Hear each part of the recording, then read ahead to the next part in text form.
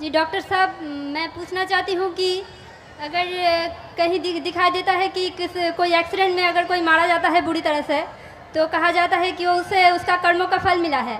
लेकिन अगर कोई 2 महीने का या 1 महीने का बच्चा मर जाता है तो उसको कैसे उसका कर्मों का फल मिला? क्योंकि वो अभी अभी इस पृथ्वी पर आया है, तो फिर कैसे उसको कर्मों का फल मिला है?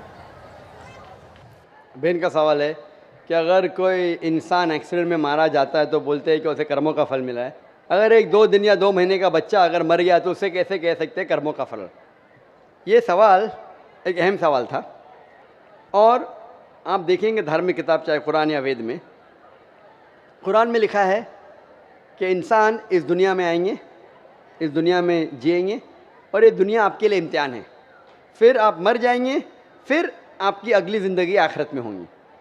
वेद में आप पढ़ेंगे, वेद में भी पढ़ेंगे, ऋग्वेद में जिल्द नंबर 10 में उसमें लिखा है कि पुनर्जन्म, पुनर मतलब नेक्स्ट, अगला, जन्म मतलब बर्थ, पुनर्जन्म मतलब नेक्स्ट बर्थ, हूबहू जैसे कुरान में लिखा है। कुरान में लिखा है पुनर्जन्म नेक्स्ट बर्थ। लेकिन जो वेद के विद्वान इसको मान गए, लेकिन फिर ये कहने लगे ठीक है, खुदा, ईश्वर, भगवान, अल्लाह वो तो जस्ट एकदम, वो नाइंसाफ़ी नहीं कर सकता है, नाइंसाफ़ी नहीं देख सकता है। तो ये 2 महीने का बच्चा जब मर जाता है तो उसको काहे की सज़ा मिली? इसीलिए उन्होंने एक नई चीज़ को वजूद में लेके आए जिसे संस्कृत में कहते हैं संस्कारा। संस्कारा ये वेद में नहीं लिखा है, वेद में लिखा है पुनर्जन्म, मैं उसको मानता हूँ। दूसरी किताब आप पढ़ेंगे उसमें लिखा है sanskara. Sanskara means cycle of birth and rebirth, birth and rebirth. Sanskara मतलब आप दुनिया में आएंगे, फिर मरेंगे, फिर आएंगे, फिर मरेंगे, फिर आएंगे। तो फिर एक नई फिलॉसफी, एक नई सोच आ गई दिमाग में और कहने लगे कि इंसान, हर जीवित चीज़ अलग अलग रूप लेता है। अच्छे कर्म करेगा तो अगली ज़िंदगी में अच्छा रूप लेगा, बुरे कर्म करेगा तो अगली ज़िंदगी में बुरा रूप लेगा। सबसे अच्छा रूप है इंसान का, और इंसान बनेंगे 7 बार। बुरे कर्म करेंगे तो बन जाएंगे भेड़, बकरी, अच्छे कर्म करेंगे तो बन जाएंगे इंसान। और अगर कोई इंसान 2 साल का बच्चा मर जाता है, उसने पहले जन्म में कुछ गलती किया है। ये संस्कारा है जो वेद में कहा नहीं लिखा है, ये पंडितों ने अपने आप सोचा और लोगों से कहा। इसीलिए आज आम हिंदू संस्कारा में मानता है पुनर्जन्म। पुनर्जन्म में मैं भी मानता हूँ, पुनर्जन्म मतलब पुनर् मतलब नेक्स्ट, जन्म मतलब जिंदगी, मैं भी मानता हूँ, कुरान में लिखा है। लेकिन पुनर्जन्म का ये नहीं मौत जिंदगी, मौत जिंदगी, पुनर्जन्म नेक्स्ट जिंदगी, मैं मानता हूँ उसमें, कुरान में भी लिखा है। लेकिन ये पुनर्जन्म को ऐसा रंग दिया गया है कि आप दुनिया में आते, फिर मरेंगे, फिर आएंगे, फिर मरेंगे, फिर आएंगे। तो 2 साल का बच्चा मर गया, उसकी क्या गलती थी? तो ये लोग सोच नहीं पाए, लेकिन इसका जवाब कुरान में है। क्या 2 साल के बच्चे ने क्या गलती की, क्या गलती की, क्या नहीं की, उसके ऊपर कुरान मजीद में लिखा है। अल्लाह ताला फरमाते सूरह मुल्क में, सूरह नंबर 67 आयत नंबर 2 में, अल्लज़ी खलक़ल मौत वल हयाता, कि अल्लाह सुब्हानहू व तआला ने मौत और ज़िंदगी बनाई ताकि आप लोग को परख सके आप में से अच्छा अमल कौन करता है। तो ये ज़िंदगी हमारे लिए एक इम्तिहान है और इम्तिहान के उसूल दिए गए हैं। और अल्लाह सुब्हानहू व तआला हर इंसान को अलग अलग तरीके से जांचता है।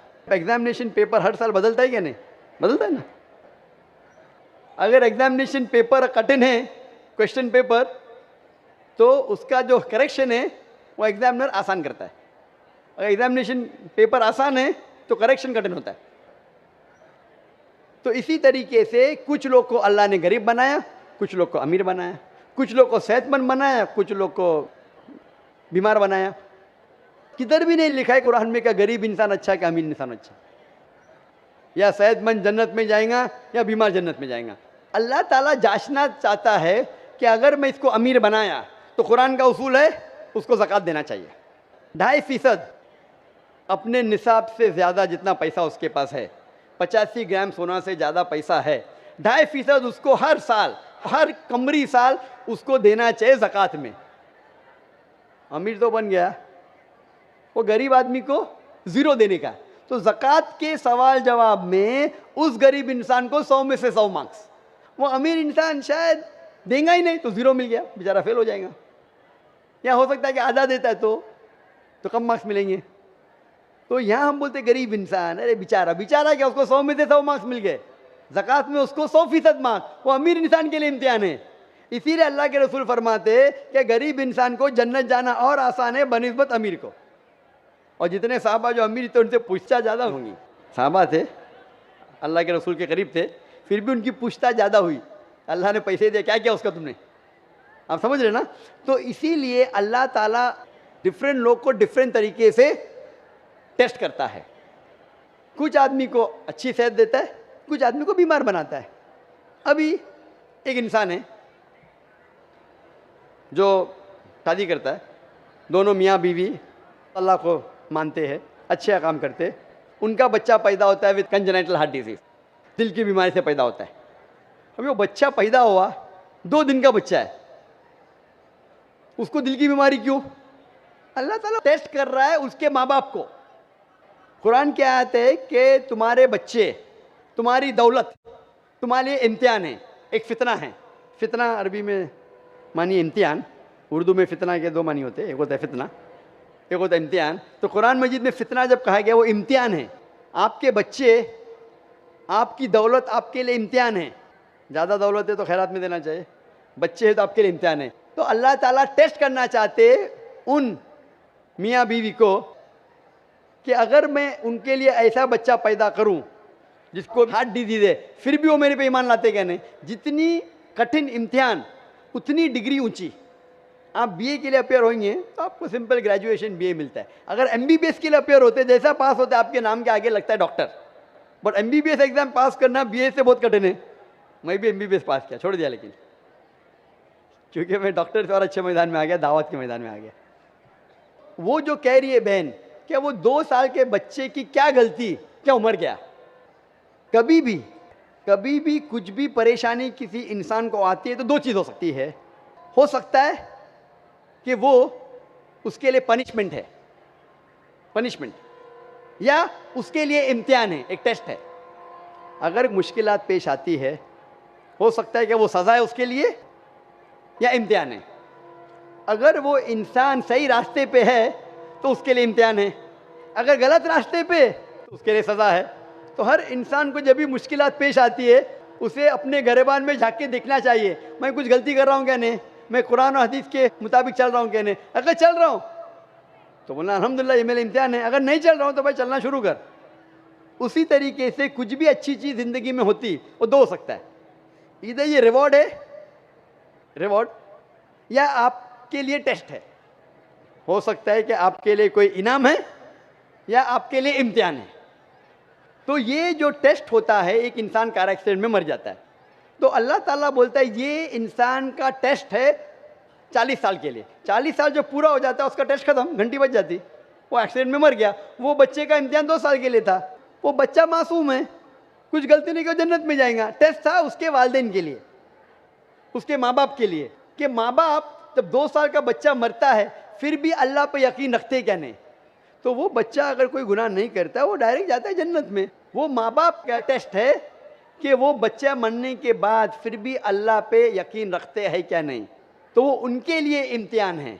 किधर भी नहीं लिखा है कुरान या हदीस में कि अगर वो बच्चा 2 साल का है कि उसके लिए सज़ा है। वो सज़ा किधर है? उसका इम्तिहान ख़त्म हो गया, 2 साल तक इम्तिहान था, टेस्ट पेपर ख़त्म। और हर बच्चा जब पैदा होता है वो मासूम होता है। बच्चा अगर मरा तो इंशाअल्लाह वो जन्नत में जाएगा।